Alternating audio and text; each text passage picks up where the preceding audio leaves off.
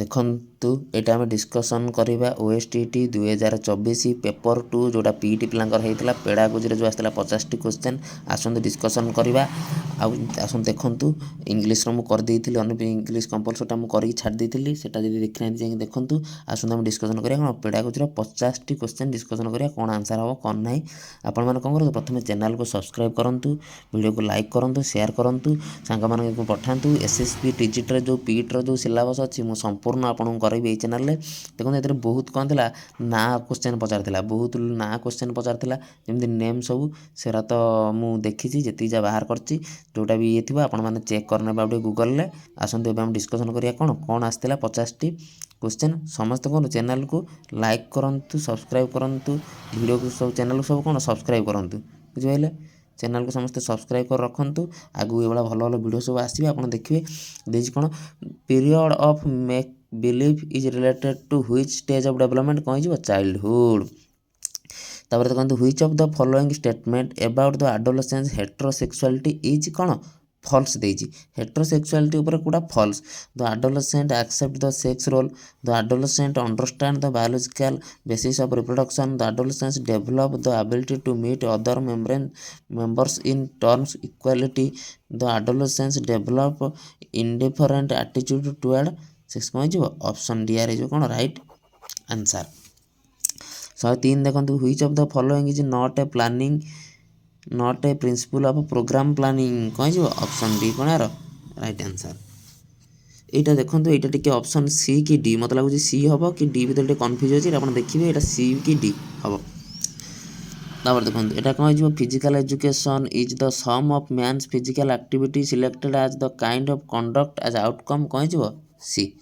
105 ଦେଖନ୍ତୁ which is not a quality of good assignment କ'ଣ ହେଇଯିବ ଅପସନ୍ ଡି।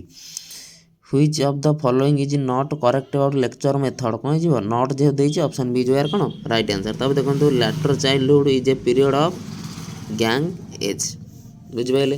ଆସନ୍ତୁ ତାପରେ ଦେଖିବା କ'ଣ କହିଛି। 108 ଦେଖନ୍ତୁ ଦେଇଛି puberty refers to the period of during which one capable of sexual reproduction. Which of the following is not a principle of school management କ'ଣ ଦେଖନ୍ତୁ ଫ୍ଲେକ୍ସିବିଲିଟି ରହିବ, ଷ୍ଟୁଡେଣ୍ଟ ସେଣ୍ଟର ହେବ, କ'ଣ ଆକ୍ସେସିବିଲ୍ ବି ହେବ, କିନ୍ତୁ କ'ଣ ଫ୍ରିଡମ୍ ରହିବ not principle of school management ଦେଖନ୍ତୁ କ'ଣ ହେଇଯିବ ଫ୍ରିଡମ୍ ଅପସନ୍ ଏ। 110 ଦେଖନ୍ତୁ କ'ଣ ହେଇଯିବ which of the following is not an objective of school management କ'ଣ ଟୁ ପ୍ରୋପାଗେଟ୍ ସାଇନ୍ସ। ତାପରେ ଦେଖନ୍ତୁ which of the following is not an aspect of management as a process କ'ଣ ହେଇଯିବ ଡେଲିଭରେଟ୍ ପ୍ରୋସେସ୍। ତାପରେ ଦେଖନ୍ତୁ କ'ଣ କହିଛି which pair is not correct about management as an arts. ଏଇଟା ଟିକେ ଦେଖିବେ ଚେକ୍ କରିବେ, ଚେକ୍ କରିକି ମୁଁ ଆପଣଙ୍କୁ ଆପଣ ଯଦି ଦେଖିବେ ଜାଣିବେ କମେଣ୍ଟରେ ଜଣାଇବେ, ନହେଲେ ମୁଁ ଆପଣଙ୍କୁ କ'ଣ କରିବି ଜଣାଇଦେବି। 113 ଦେଖନ୍ତୁ which of the following is not the characteristic of mental development in adolescence କ'ଣ ହେଇଯିବ ଅପସନ୍ ଡି। ବହୁତ ନଟ୍ ବାଲା କ୍ୱେଶ୍ଚନ୍ ଦେଇଥିଲା। ଫାଇଣ୍ଡ ଆଉଟ୍ ଇନକରେକ୍ଟ ୱାନ୍ କ'ଣ growth is continuous through life କ'ଣ development is continuous through life growth କେବେ ଇଏ ନୁହଁ। ଦେଖନ୍ତୁ which of the following is not an concern school health education programme କ'ଣ ହେଇଯିବ ଅପସନ୍ ସି। 116 ବୁଝିବା the concept of evaluation models of context input process and product CIPP was first ଅଫନ୍ by କିଏ Stufflebeam. ତାପରେ କିନ୍ତୁ home work is most suitable for activity design to reinforcement older କ'ଣ ହେଇଯିବ ବ୍ରଟନ୍। Which pair is not correct about management କ'ଣ ହେଇଯିବ adapting worker and planning. All of the following are physiological or physical changes in boys ଦେଖନ୍ତୁ physical ମାନେ କ'ଣ ପଦରେ ଆମେ ଦେଖିପାରିବା ପ୍ୟୁବିକ୍ ହେୟାର ଜାଣି ହେବ, ଇନକ୍ରିଜିଂ ହାଇଟ୍ ଜାଣି ହେବ, ଚେଞ୍ଜ ଭଏସ୍, କିନ୍ତୁ ହର୍ମୋନାଲ ଚେଞ୍ଜଟା କ'ଣ ହେବ ଭିତରୁ ହେବ। ଦେଖନ୍ତୁ 120 which is not correct about adolescence କ'ଣ adolescence is problem age, adolescence is time for realization, adolescence is the time for research on identity, adolescence ଦେଖନ୍ତୁ କ'ଣ ହେଇଯିବ adolescence is time of realization. 121 number କ'ଣ ହେଇଯିବ ଦେଖନ୍ତୁ ନନ୍ ଅଫ୍ ଦିଜ୍ ହେଇଯିବ। 122 କ'ଣ ହେଇଯିବ ଦେଖନ୍ତୁ option A Rossouw called the period between 0 to 2 years ଆଜ୍ ସେଭେଜର୍ସ ଏଇଟା କ'ଣ ହେଇଯିବ ଅପସନ୍ ଡି। 123 କ'ଣ ହେଇଯିବ ଅପସନ୍ ଡି। 124 ଦେଖନ୍ତୁ which of the following emotion according to Watson not include 3 primary emotion of କ'ଣ ହେଇଯିବ ଜେଲସି।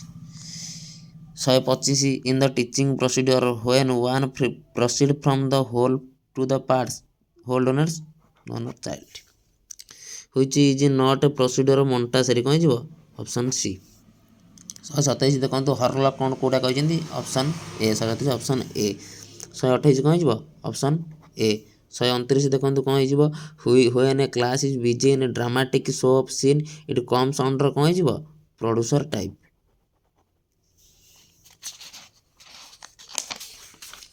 130 ନମ୍ବର ଦେଖନ୍ତୁ ଏଇଟା ଜଣଙ୍କ ନାଁ ଦେଇଛି, ଏଇଟା ଟିକେ ସର୍ଚ୍ଚ କରି ଆପଣ ଦେଖିବେ, ନହେଲେ ମୁଁ ଦେଖି ଆପଣଙ୍କୁ କମେଣ୍ଟରେ ଜଣାଇଦେବି।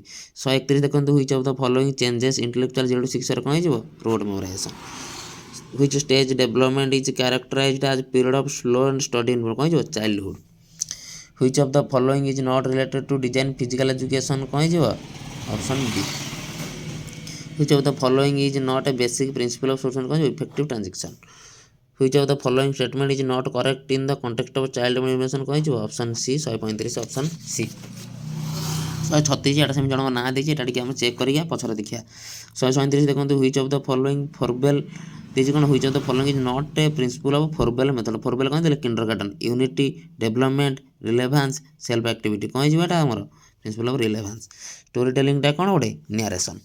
139 ନମ୍ବର କ'ଣ ହେଇଯିବ ଦେଖନ୍ତୁ ଅପସନ୍ ଡି। 140 ନମ୍ବର କ'ଣ ହେଇଯିବ ଦେଖନ୍ତୁ ଅପସନ୍ ବି। 141 ନମ୍ବର କ'ଣ ହେଇଯିବ ଦେଖନ୍ତୁ ଡି। 142 ନମ୍ବରଟା ଦେଖନ୍ତୁ କ'ଣ ହେଇଯିବ ଅପସନ୍ ବି। 143 ନମ୍ବର କ'ଣ ହେଇଯିବ ଅପସନ୍ ସି। 144 ନମ୍ବର ଦେଖନ୍ତୁ which of the following not correct about discussion method। discussion helps clarifying ନିହାତି discussion helps children crystal ନିହାତି discussion give knowledge a round trip discussion method is used only ଦେଖନ୍ତୁ ଏଇଟା ହେଇଯିବ କ'ଣ 144 କ'ଣ ହେଇଯିବ D. which is not correct about planning it is a process of thinking it is a good method of solving problem it is necessary to keep pace with the time it is means transmit culture କ'ଣ ହେଇଯିବ ଏଇଟା C. 147 ଦେଖନ୍ତୁ କ'ଣ ହେଇଯିବ 146 ବି। 147 କ'ଣ ହେଇଯିବ option D ହରଲକ୍। 148 କ'ଣ ହେଇଯିବ ଅପସନ୍ ଡି। 149 ଦେଖନ୍ତୁ ଏଇଟା ଟିକେ ଆମେ ସର୍ଚ୍ଚ କରିକି ଦେଖିବା। 150 ଦେଖନ୍ତୁ which of the following method can be best used for developing scientific attitude among learners କ'ଣ ହେଇଯିବ ବି ହ୍ୟୁରିଷ୍ଟିକ୍ ମେଥଡ଼। ଇଏ ଥିଲା ଆପଣଙ୍କର ପେଡାଗୋଜିରେ 50ଟି କ୍ୱେଶ୍ଚନ୍, 4-5ଟି ଭଳିଆ କ୍ୱେଶ୍ଚନ୍ ଯେଉଁ ଥିଲା ନାଁ ଫାଁ ଉପରେ ଥିଲା ସେଇଟା ମୁଁ କରେଇ ନାହିଁ, ସେଇଟା ଟିକେ ଦେଖିବେ ଆପଣ, ମୁଁ ବି ଦେଖିବି। ଯେତେ ଆପଣ ଦେଖିବେ କମେଣ୍ଟ ମଧ୍ୟରେ ଜଣାଇବେ। ଚ୍ୟାନେଲକୁ ସବୁ ସବସ୍କ୍ରାଇବ୍ କରନ୍ତୁ, ଲାଇକ୍ କରନ୍ତୁ, ଭିଡ଼ିଓକୁ ସମସ୍ତଙ୍କ ସହିତ ସେୟାର କରିଦିଅନ୍ତୁ। ଦେଖନ୍ତୁ ପିଇଟିର ପେଡାଗୋଜିରେ ଆସିଥିବା କ୍ୱେଶ୍ଚନ୍ ଆନ୍ସର୍ ଟିକେ କଷ୍ଟ କ୍ୱେଶ୍ଚନ୍ ଥିଲା କିନ୍ତୁ ଇଜି ଥିଲା, ଟିକେ କଷ୍ଟ କ୍ୱେଶ୍ଚନ୍ ଥିଲା କିନ୍ତୁ ଭଲ କ୍ୱେଶ୍ଚନ୍ ଥିଲା, ଚଳିବ। ଦେଖନ୍ତୁ